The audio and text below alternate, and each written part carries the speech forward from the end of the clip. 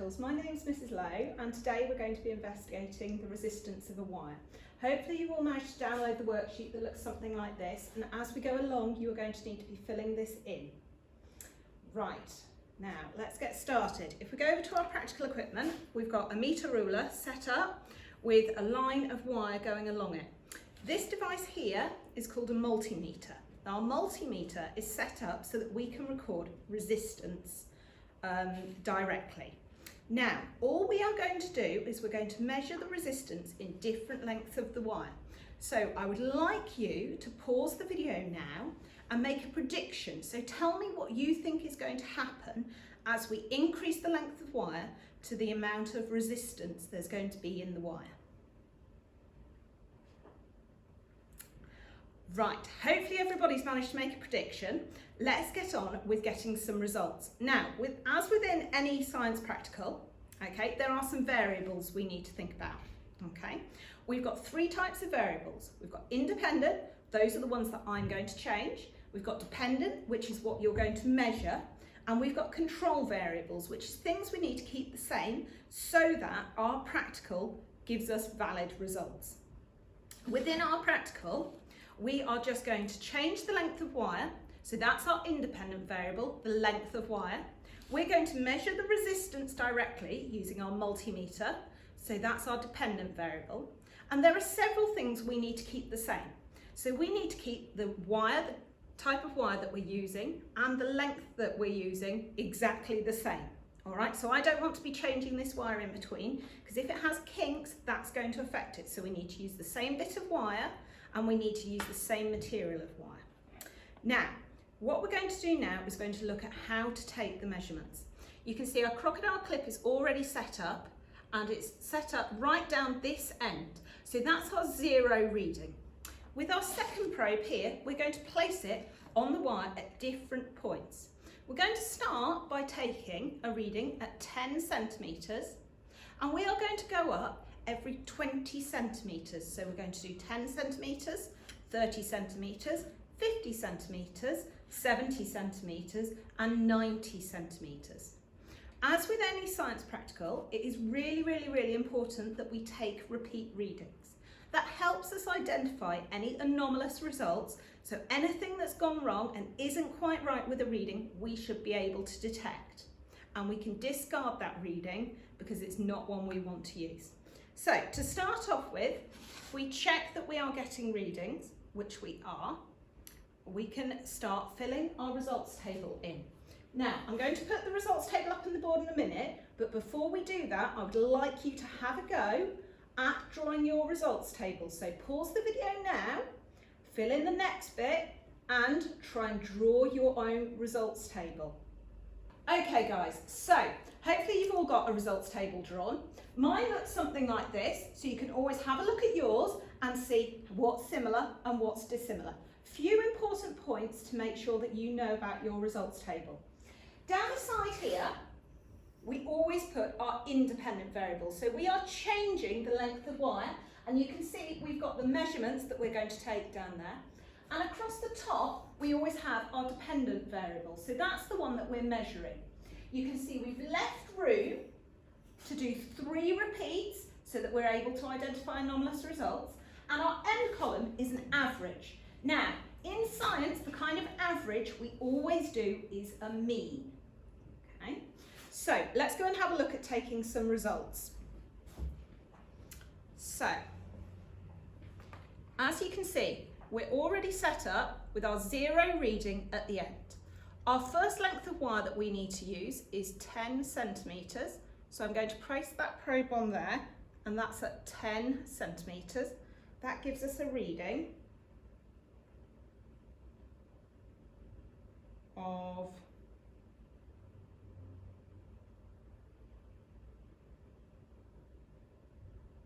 about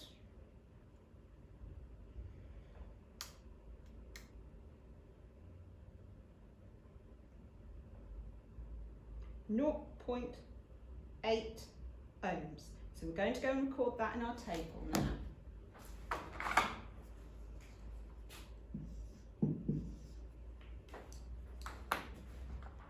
For our next reading, we're going to now place our probe on the 30 centimetres mark, and that gives us a reading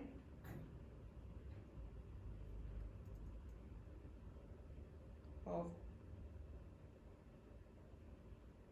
2, let's wait for it to settle,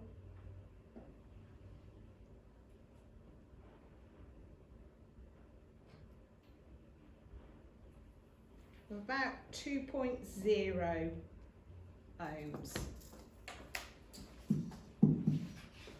Our next reading that we need to take is at 50 centimetres. So we need to go to 50 centimetres on here, and that gives us a reading of 2.8 ohms.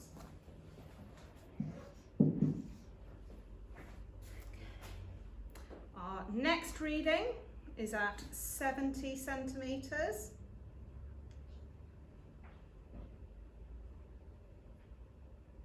And that's giving us a reading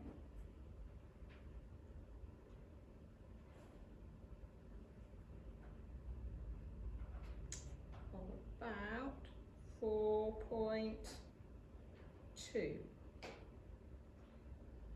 Settling of about 3.7 ohms. Then our final reading in our first set of results is at 90 centimetres, and that gives us a reading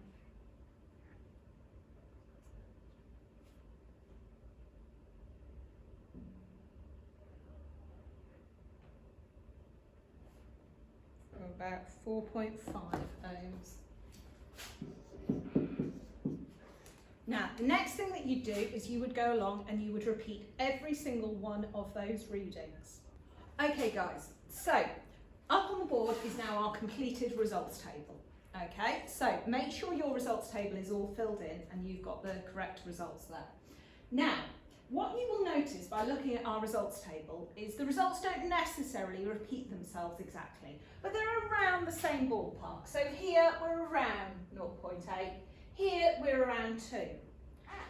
Pause the video now and see if you can spot the anomalous result in this table. So which result to you does not look right? Hopefully you've managed to spot it. Our anomalous result, as hopefully many of you have managed to spot, is this one, our 5.2.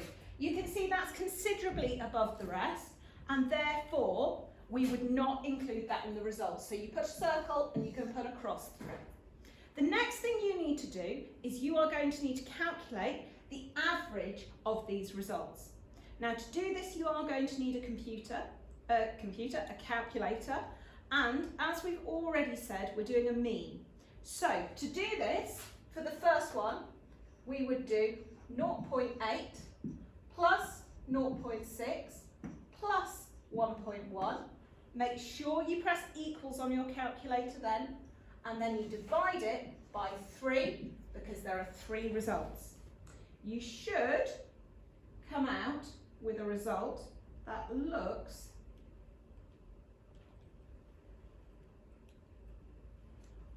like 0.8. Okay?